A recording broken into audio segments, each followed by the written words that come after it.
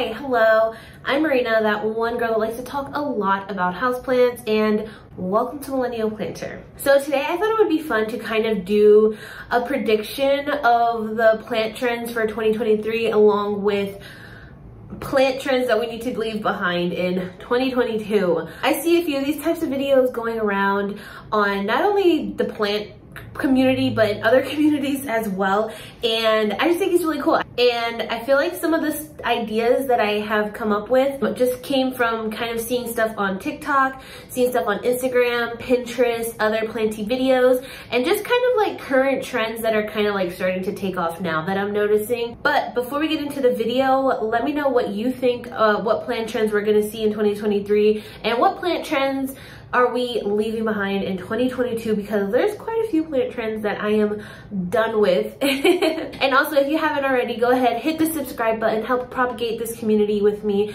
I would absolutely love to have you. And now let's get on with some planty stuff. So the first planty trend we are leaving behind in 2022 is plant bans. There, I said it. I know, I feel like this is a little controversial, but as of today, we are not even 20 days into the new year. I think today is the 15th or the 16th, or maybe it's the 18th. It's definitely before January 20th, and I have seen so many videos of people saying, I already broke my plant ban. I already broke my plant ban. I already broke my plant, and I'm just like, can you guys, please, can you stop? Let's stop putting ourselves on plant bans because, well, first of all, they never work. Of course, you're always going to find your wish list plant for a really good price the minute you go on a plant ban. That's what happens. And you know, I hate to break it to you, but your plant is going to be there again when you're off your plant ban. And when you go on plant bans, I feel like you're more likely to get like a whole bunch of plants and go on a huge shopping spree once that plant ban ends. So I know it's really hard to do, but maybe just try before you buy a plant to really think about it. This is something that I have done recently. Well, not recently, over the past 2 years. I've really slowed down my plant buying habits, and I mean, I admit my first year was really a lot and really chaotic, but I've slowed down a lot, especially within the past 2 years. And now I really sit with a plant. I really think about a plant that I want. I imagine where I'm going to put it in my plant room. I imagine how I'm going to care for it long term. And I also think about what it's going to look like long term. Am I going to be able to house it once that plant gets really big? It's one of the reasons why I like Hoyas a lot, because you can keep them in pretty like relatively small pots, and it's easier to style them like on plant shelves and stuff versus like a big leafy aeroid. But I really do sit and think about my plants a lot before I end up buying plants, or before I end up buying a plant. And you know, if you do end up waiting to buy a plant, chances are it's going to be significantly less in cost. I mean, we've seen this with plants all the time. Their plant prices are always fluctuating, but a lot of times they're going down, which is really awesome. I know, for example, my philodendron scomiferum, this gal here, I purchased her for $70, and literally 2 months later, people were finding them at Lowe's and Home Depot for, I don't even know, like $20, I think they're going for.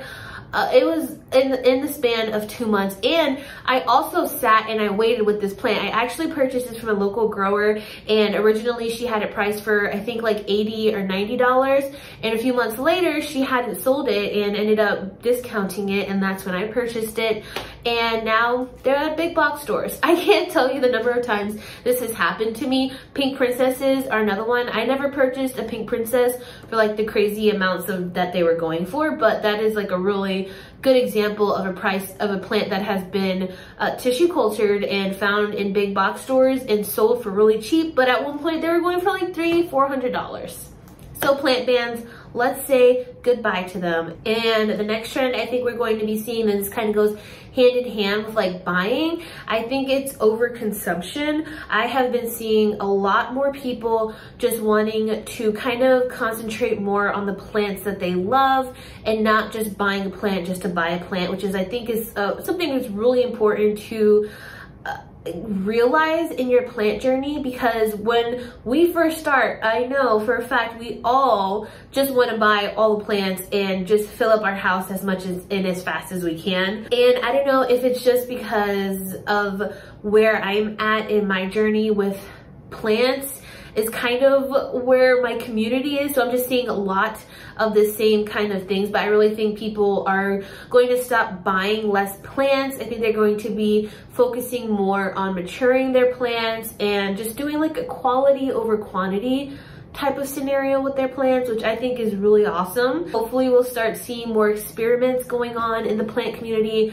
I have started experimenting a lot with my plants the past year, and it's been so much fun, and it's something I really don't see that much anymore in the plant community, is just experiments. I feel like everybody's just going off of what everybody else says when they're giving plant advice or plant care, but why not just try out something for yourself? Yeah, I think people are just going to be buying less plants and enjoying the ones that they have, especially when you think about 3 years ago, which is so crazy. 2020 was 3 years ago.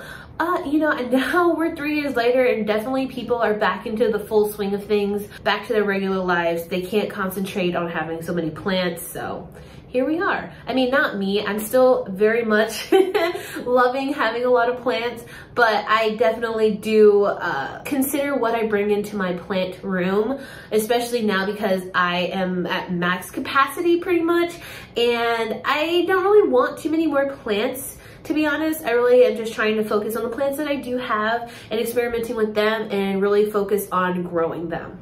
Another plant trend I think we're going to say bye to is leca. So this is more in like the semi-hydro scene, and I know I'm not a leca person myself, but I have seen this so much times, and so many like leca diehards have said this, but I think leca is going to go away and pon is going to take over. I've been seeing so many leca lovers saying they're no longer doing leca and they've switched over to pon. So I think pon has really grown in popularity in 2022, but I feel like it's going to explode in 2023. Also stratum has taken over. I feel like I see it all the time on Facebook and on TikTok, not really on Instagram as much, but I see stratum everywhere. It has taken the plant community by storm. If you don't know what stratum is, it is black. It's basically like black little tiny leca balls. They look like little balls. I think they're like volcanic rock.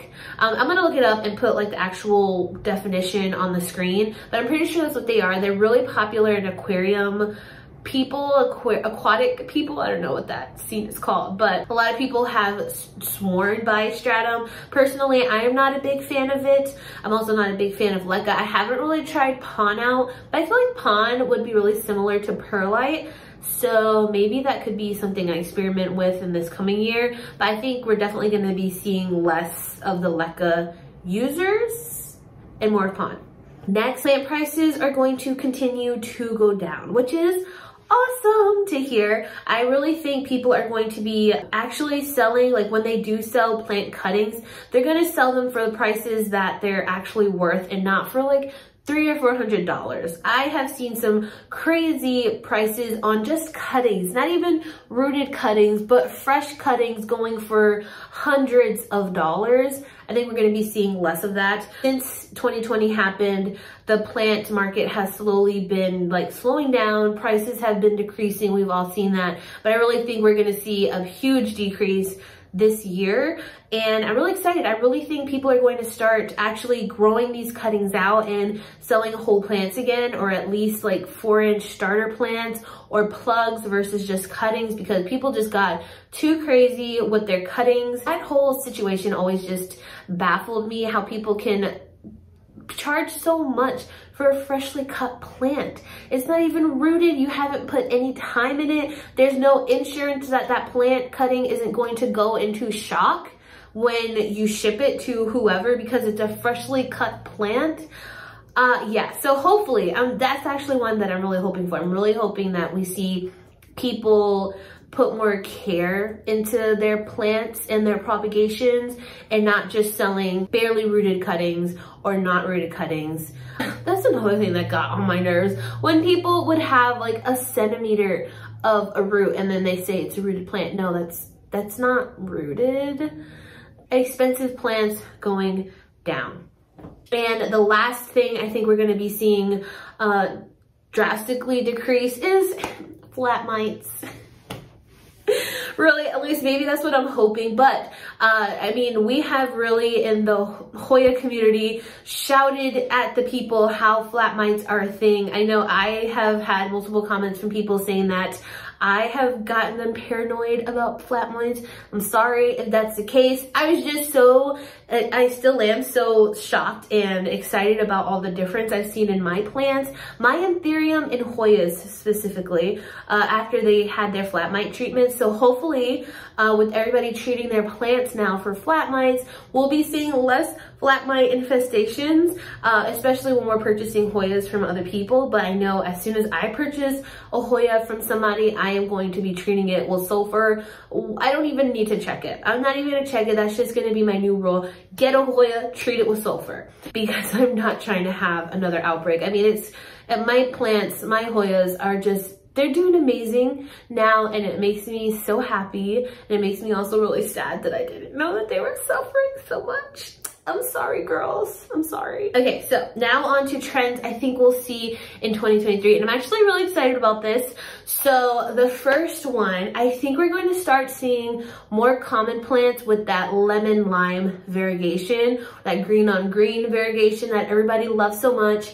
And I think obviously this is coming from the Monstera aurea or sport monsteras and how everybody has gone crazy for them. And I don't blame them. I am dying to find a sport variegated monstera because I do love it. I don't know what it is, but I love that coloration so much. And I'm not even a really like variegated type of gal. Even with my Hoyas, I don't really go after like the silvery type of Hoyas. I do like green plants. I do like leaf shapes and stuff like that. But there's just something about those sport variegated ones that are just so pretty. And the lime variegation that they have, ooh, I love it. And actually what kind of brought this about was I was looking on TikTok at the TPIE show, right? I think that's what it is, which is like a huge trade show in Tampa, Florida, where all these growers and nurseries come, and I guess they kind of just share what they have and sell products and whatnot. But I saw a video by Ashley from ATL Plant Room. She was talking to a guy, a grower, I think he is, at Costa Farms, and they came out with a new plant that will be coming to the market. It is called the Lemon Meringue Pothos, and it is a hybrid from the Global Green Pothos. I think I have that right. And it has that lime and green variegation to it, and it is so beautiful. So beautiful. And it's like a real true lime green like you see in aurea type of plants, like Syngonium aurea, the Monstera aurea.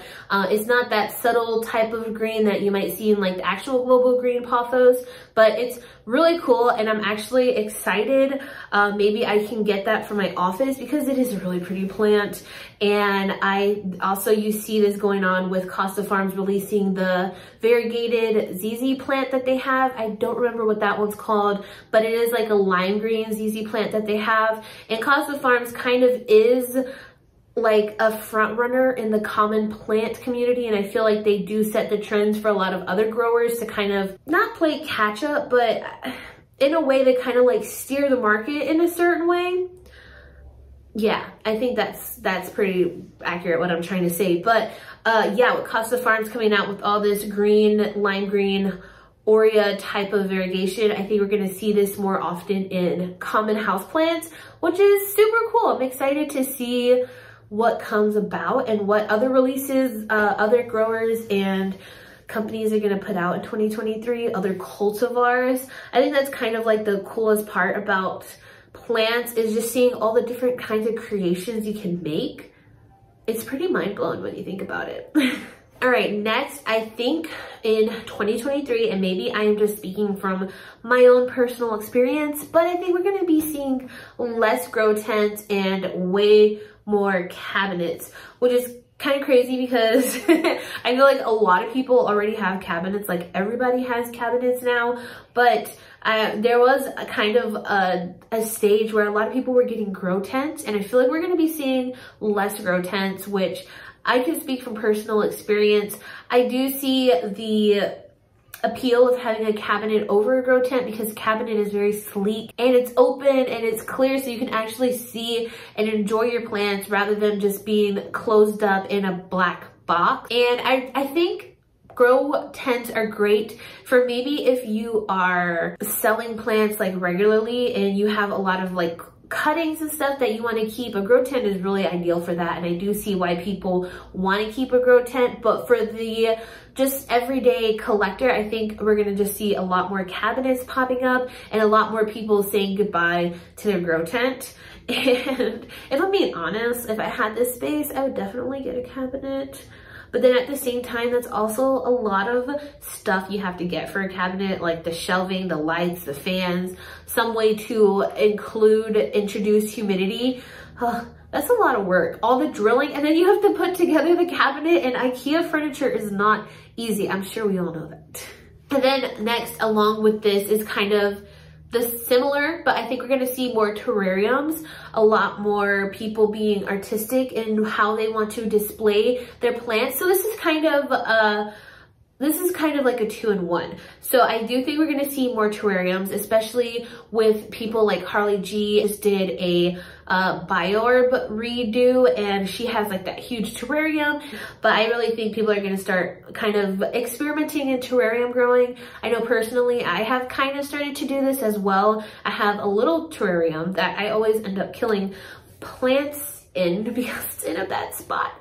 I'm gonna do better. I need to redo my terrarium thing because they are really cute and it's a really fun way to grow plants, especially if you have like little mini ferns and stuff that wouldn't typically thrive in a house environment. They would do amazing in terrariums. And then going back to Harley, she just did this really cute display where she just took sphagnum moss in, I think it is in a terrarium, and she has made it come back to life, and it just is like a standalone plant. And I think that's really cool. But also going along with this is I think people are going to be wanting to find different ways to style their plants. So we have seen a rise in pottery and how creative people have gotten with making pottery, which I love. One of my personal favorites is just getting a terracotta pot that somebody has made but put their own spin on it. I love different types of terracotta. That's my favorite. And then all the ceramic pots that we see, so many amazing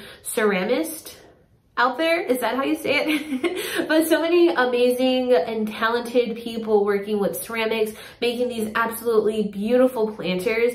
I think we're gonna see more people wanting to do that, but also more people wanting to display their plants, whether that's making their plants super big and making them as a statement piece, or maybe like getting really decorative trellises. I know at the trade show that I was in with Trade Leaf, all the buyers were super interested in our product because it's something that they haven't seen before, but they know it's what their customers want. Their customers want something that's different. And that's because we can't always be bringing in new plant after new plant after new plant. And we have these ever-growing plants, and you know, sometimes they do need support, and you don't want to use basic plastic trellises or just the basic stuff because it is kind of ugly, and you just want to elevate your style. So a lot of people were reaching for our trellises for that reason, but I also think this is just something that everybody's going to go towards. You know, like not everybody wants to have their plants growing in plastic nursery pots. I hate plastic nursery pots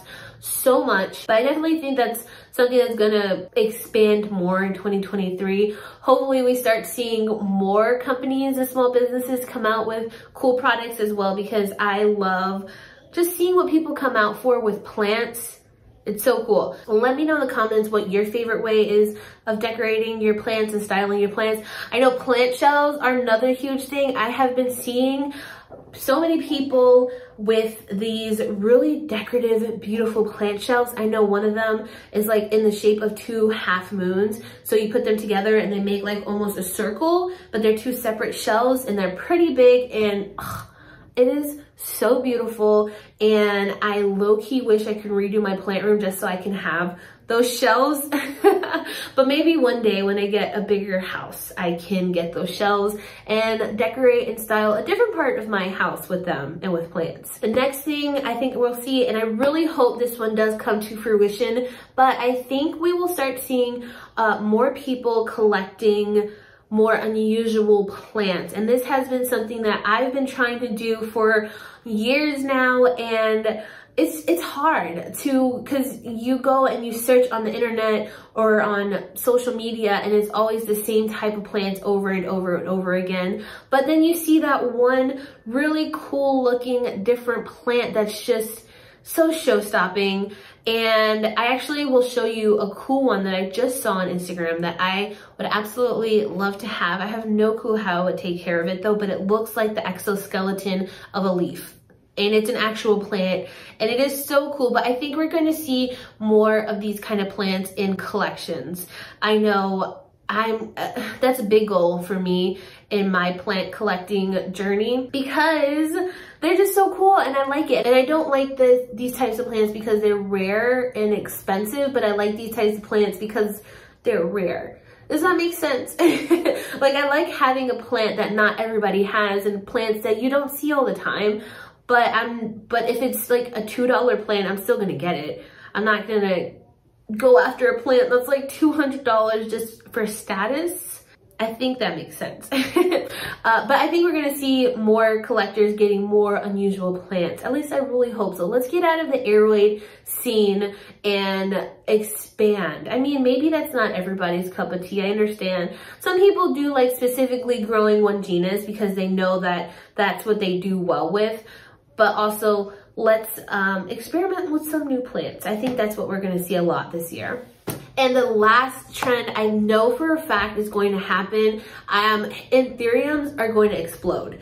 So if you haven't noticed, so many people have been hybridizing Anthuriums, getting Anthurium seeds, starting Anthurium grow races, which has been really cool to see. But there's just so many hybrids now, and I really think that Anthuriums are just, I mean, we might even start seeing velvety Anthuriums in the big box stores this year, but this is the year for Anthuriums, which they had their year like 2 years ago, but it's just going to explode now. Maybe some Anthurium prices will go down because we all know those more rare Anthurium go for insane amount of money. So hopefully when we start seeing them in big box stores, they will slowly start to decrease in price as well. Or maybe it might be the opposite. They'll probably increase and then they'll decrease. I don't know, but it's definitely going to be the year of Anthurium.